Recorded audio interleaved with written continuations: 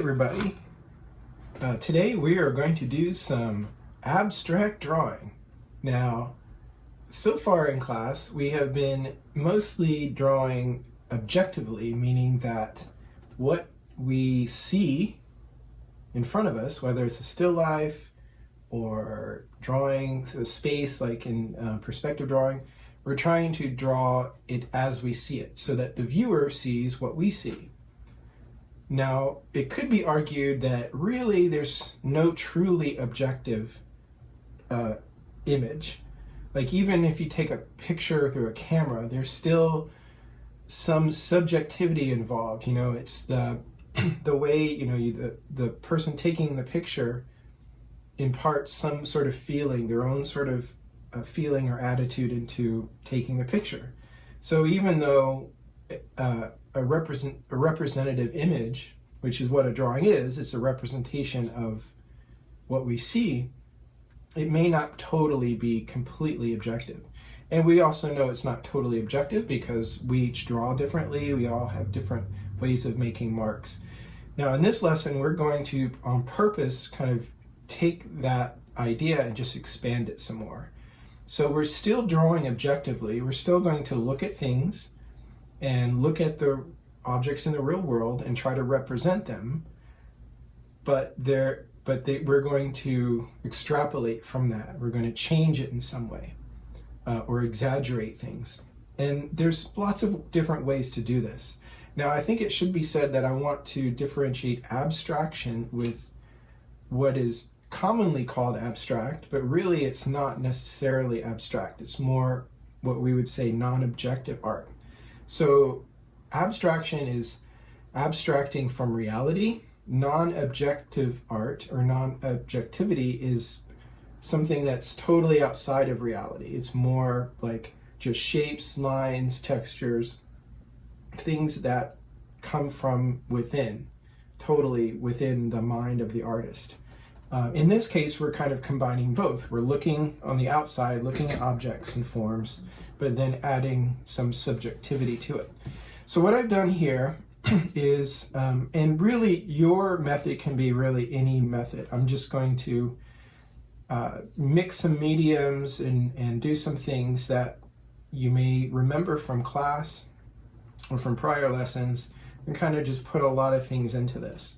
Because the main thing about abstract art is really there's no rules, because we can really go any direction.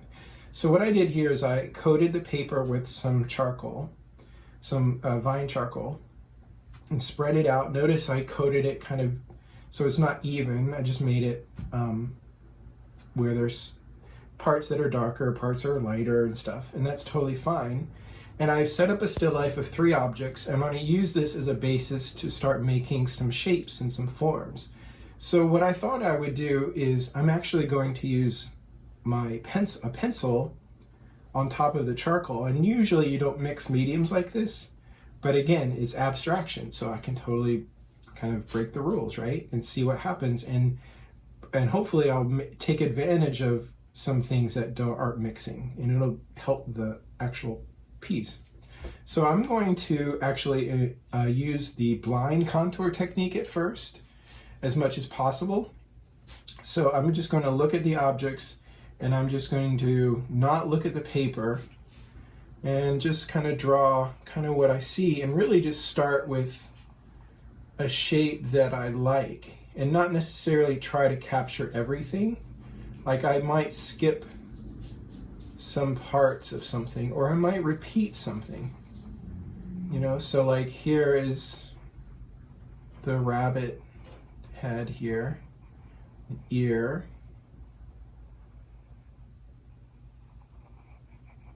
okay, maybe I'll do the back here, but then maybe I want to get Mr. Totoro in there, and I'm not worried about putting it actually where it should be spatially. I'm just going to put it anywhere on the page, because again, I'm not worried about it being an actual representation. I'm just using the shapes as a guide to make certain shapes on the page. I'm not worried about it being even recognizable of what it is, really. But I am going to repeat some things because repetition does help convey a good composition. So maybe I'll repeat Mr. Totoro again over here. And really it's about just kind of being confident, not worrying about things, just letting things evolve. There's the side of Mr. Totoro here. And I want to break up some of the lines. So I've done a lot of curved lines. So I want to make sure that I'm going to be including some straight lines and angles and things like that, just to bring some variety. Oh, that totally broke. It's totally fine. It's a soft pencil.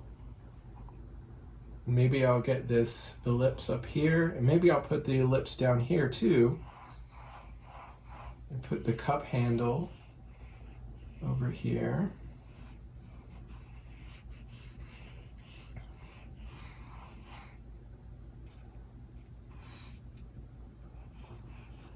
And some of these lines, again, I'm still not looking at the page, I'm sort of just putting things down.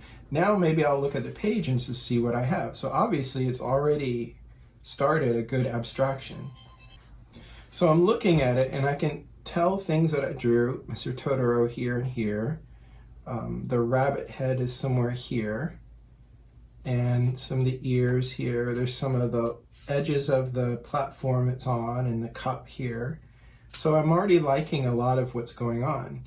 So at this point, what I could do is I could maybe accentuate some of these things. So like maybe there's certain contours that I really kind of dig. So I might actually just make those a little bit bolder, and make sure that they're going to be a part of the drawing.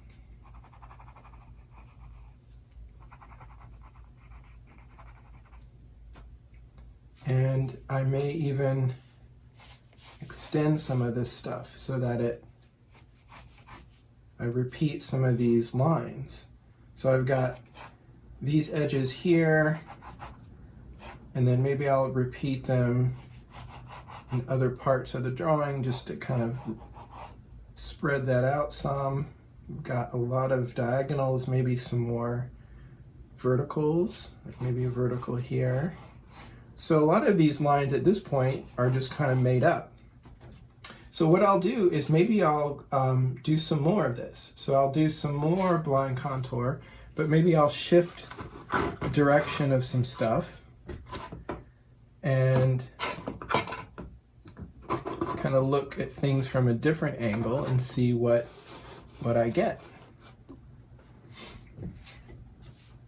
And I may even shift the paper a little bit, so I'm coming at it from a little bit of a different angle. Okay, so Mr. Totoro. So I'm just doing some more blind contour.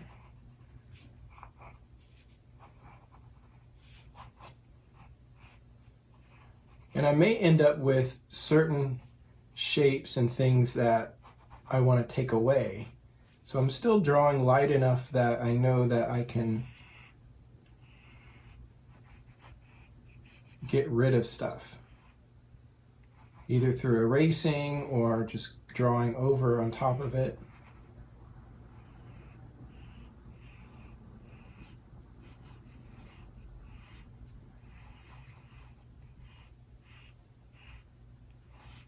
So I'm mostly focused on the heads of the dolls, but maybe I kind of like the rabbit's feet the way they are here. So maybe I'll get the little rabbit's foot. And then I'll also draw that cup handle again. Now it's at a different angle, but maybe I'll draw it really big.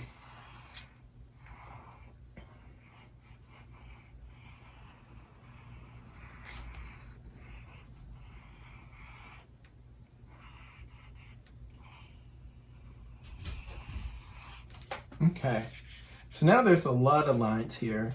And so now what I can do is I've repeated Totoro a lot, so I like that repetition. So now I'm looking back at the drawing and I'm trying to see what do I want to accentuate and maybe repeat and maybe start to fill in some stuff. So I could start to fill in things, I could start to take away. So I could take my eraser, maybe I'll lighten some parts of the drawing.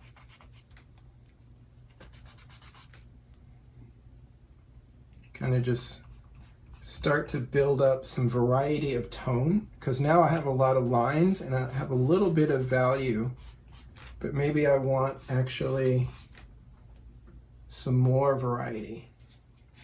So I'm going to stick with the pencil and maybe I will do some of this.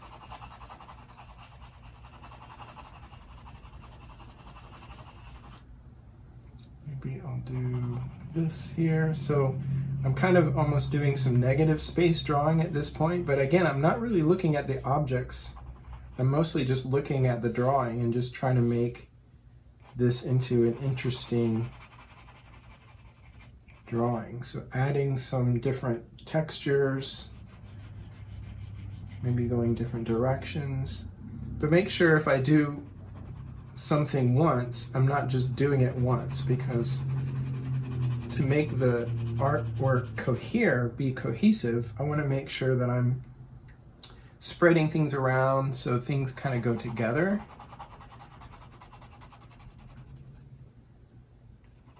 And I'm just working intuitively. I'm not really spending too much time overthinking this. Now there could be a point where I do want to slow down and come back to it. So that's another aspect of abstract drawing, is trying to determine when it's done, because that can be difficult.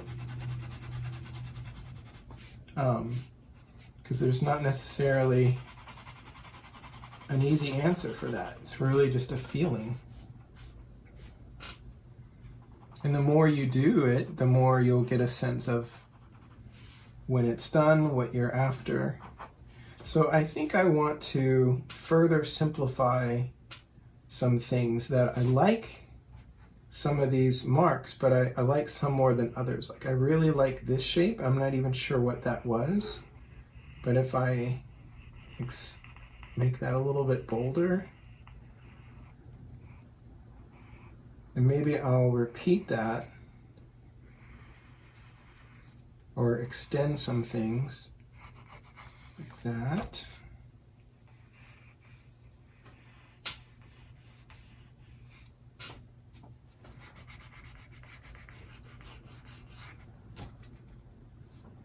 And this is a little jumbled, so maybe I will simplify that a little bit.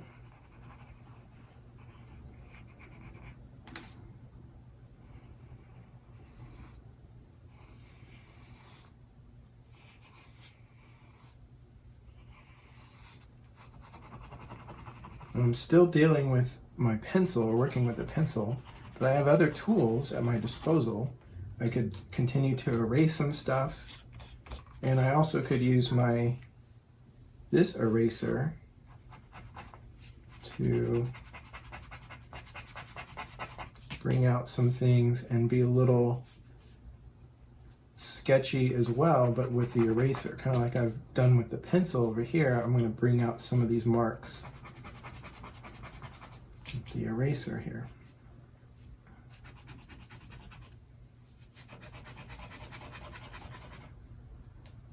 So again, if I'm doing something in one place, I'm going to make sure I'm going to repeat that and do that in other spots.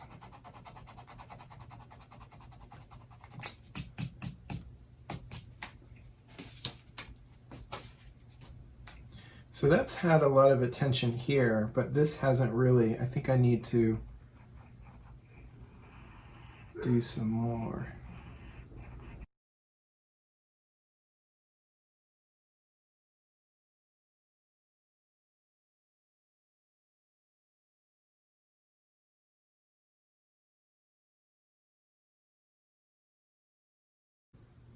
So I'm thinking I want to bring some more. This is really organic, which is cool, but I think I need to bring in some more geometry into this.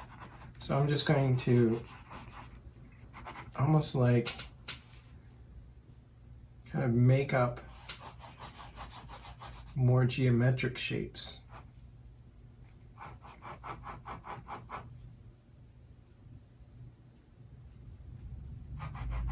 So turn things that are organic more geometric. So maybe make things a little straighter, more rectangular, more even.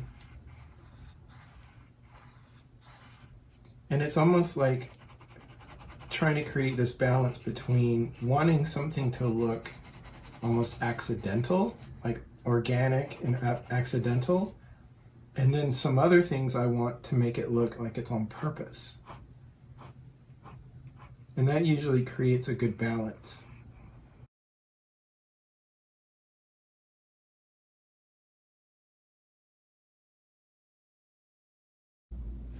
And so I want a good flow of things. Like I want to feel like your eye is sort of going around and around on the page. And sometimes at some point you may even start looking at it from different angles and seeing if there's opportunities. Maybe there's certain angles that really work better than others. And I like how certain shapes lead into other things. And even though I can still recognize some parts, like the Totoro face and parts of the rabbit, but things are turning into other things, or things that I can't really recognize, and that's totally fine.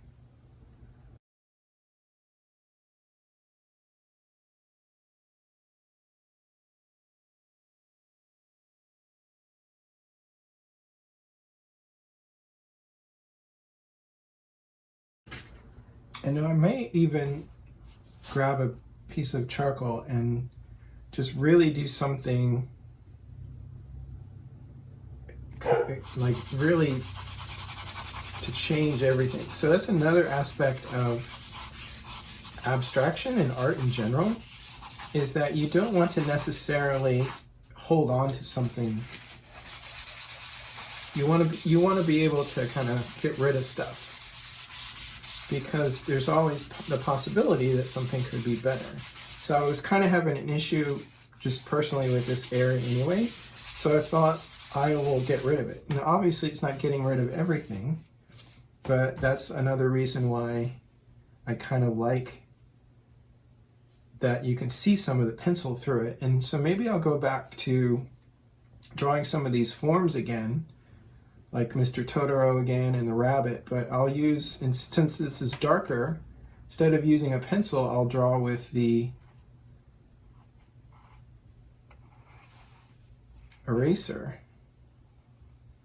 And again, pretty much using blind contour here.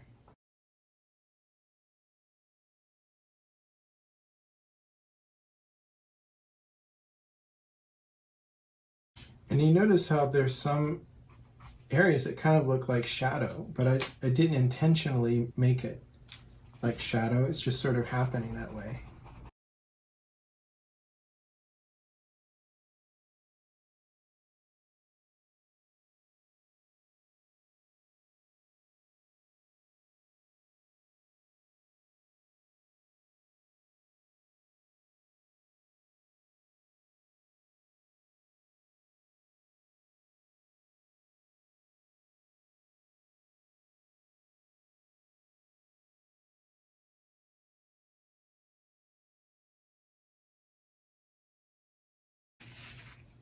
So I'll probably stop here, and this is a good, not necessarily this is done, but I feel, I could keep working on it, but for the tutorial, I think I showed you a lot of different things you could do. Mixing mediums, drawing objectively, like using mostly the blind contour at first to kind of get things going, starting to think abstractly. And then just dealing with the drawing, thinking about balancing elements. If you do something on the page once, do it again. Do it, 3 or 4 other times. And you don't have to do this in one sitting either. You can work on it a few minutes and then one day, and then come back to it the next day. And so we're going to do some of these in class as well, but I'd like you to try on your own, even if you did draw along with me.